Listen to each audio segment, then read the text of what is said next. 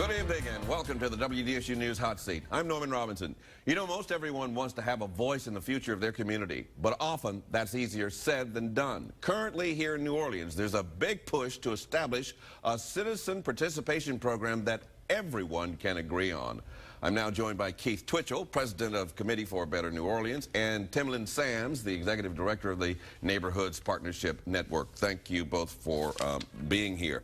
First, I'd like to establish for our viewers, what is this neighborhood participation program all about? And then we'll talk about the hurdles that you're probably going to be facing in the second segment. Sure. Good deal? Yeah. What is a citizen participation program? And why should the average citizen be concerned about it? Well, let's go back a few years, and I think we could all agree that it's the community involvement, the citizen engagement that has been essential to revitalizing our city after Katrina. And if you think before Katrina, not so much. People really weren't engaged. So this, the engagement is great, but the idea of a citizen participation structure is to create something that sustains the engagement and builds the capacity of citizens to really participate meaningfully in government decision-making. So how is that different, Ms. Sams, from what you do as the Executive Director of the Neighborhoods Partnership Network? So Neighborhoods Partnership Network is a network of neighborhood organizations and organizations within a neighborhood that serves to the benefit and the quality of life of a neighborhood. However, not every resident is engaged in a neighborhood association. People engage in various different ways, whether it be through their church, schools, neighborhood parks, and social and pleasure clubs. What the CPP would provide is really Citizen Participation Program. Citizen Participation Program would provide a space for any person to enter in and engage in the quality of life of their particular neighborhood without being a part of an organized structure that's outside of city government. So what would be the key features, Mr. Twitchell, of this citizen participation program? Well, it would certainly very much involve neighborhood associations, the ones that exist today, and the need to build new ones where they don't exist.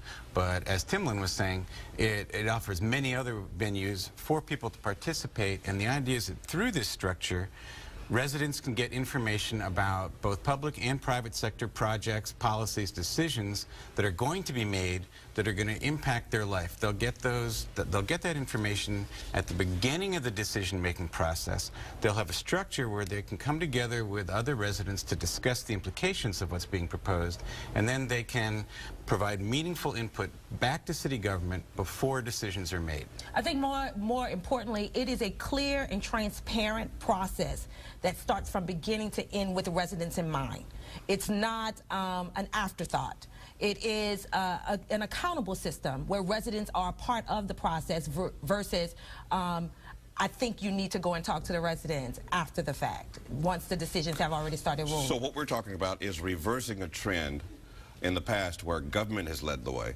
We're talking about people and neighborhoods in particular leading the way. That means a developer has to go approach the neighborhood about what he or she wants to do. Correct. Before going to government. Correct.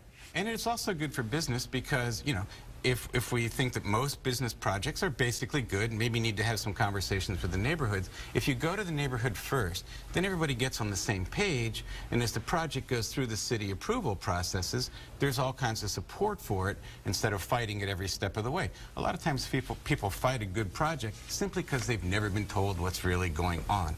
When people are informed, they can have good input and they can support good projects. So how do I, as a developer, Ms. Sams, feel comfortable with that process? Well, what you're doing is changing the way we look at the word engagement. So making developers feel comfortable with that process is, we started that process through the city's master plan. We're continuing that process through the comprehensive zoning ordinance, but it's also creating a conversation. So it's no longer a who starts first or who's leading it. It becomes a dialogue where we are engaging one another. So developers or business community as well as government as well as the community at large are all a part of this process. And we saw it really effectively happening in the rebuilding of the city. We have a lot of colleagues in Birmingham that we work with, and business people, government people, and neighborhood people there all describe their citizen participation program as a three-legged stool. and the whole city rises on the legs of that stool, and all three legs are important. You take one leg away, it collapses. So you create that three-way partnership. So how much training would be required for the average citizen in order to make this kind of program effective?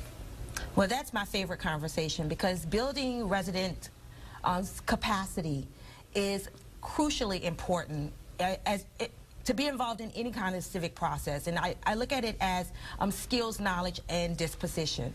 It creates a conversation is one thing, but there's a knowledge base that has to exist, which is one of the programs that NPN produced called the Capacity College. It's basically engaging residents on how to negotiate, what is a CBA, how to respond and communicate on behalf of your community.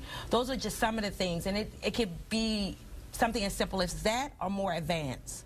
So what happens in a community where most residents are not homeowners or property owners? Well, every resident has equal voice. I mean, it's about the quality of life where you live, and, you know, homeowners often feel more invested, but every resident, you know, you come home from work or from whatever, and that's where you live. That's the quality of life you experience. So everybody is entitled to have a voice. And as Timolynn was saying, you know, a big part of creating this structure is to really give people information they need to be meaningfully engaged. You know, government is doing a much better job of getting information out, but still, sometimes people need help understanding the implications of the information. They may want additional information to consider as they prepare to provide input back to government. And quality of life issues are not just limited to homeowners. You can look at what's going on with NORD. It's not just homeowners that are talking about NORD parks and playgrounds. It's persons who live in that community, parents who have kids who play at those playgrounds. You know, so that's a prime example of how we could build a stronger engagement process and conversation through the NOLA CPP. Now, who will decide whether the citizen participation program is actually implemented or not, Mr. Twitchell? It will probably ultimately be a decision of the City Council, but we're working really hard to get all neighborhoods, all communities, all branches of government on board, and that's certainly been a challenge thus far. But we're optimists, and we think that, you know, as government sees more and more what the benefits to government are of this kind of structure, there'll be a higher level of receptivity to it. What part will the City Planning Commission play in this endeavor? So, as we know, a neighborhood participation plan is a part of Chapter 15 of the master plan, so they would play a vital role in the establishment of this. It's more so what's the model that's going to be utilized in moving this forward. What we have seen is components of the CPP being put in place, whether it be the conversation around the district councils or the early notification piece. What we have yet to establish is what is the full-fledging and rolling out of any neighborhood participation plan that's going to be a part of the city's process. So this is where the rubber hits the road. Absolutely. All right. Don't go far. By now you're probably wondering what the Landrieu administration has to say about all of this. We'll find out right after the break.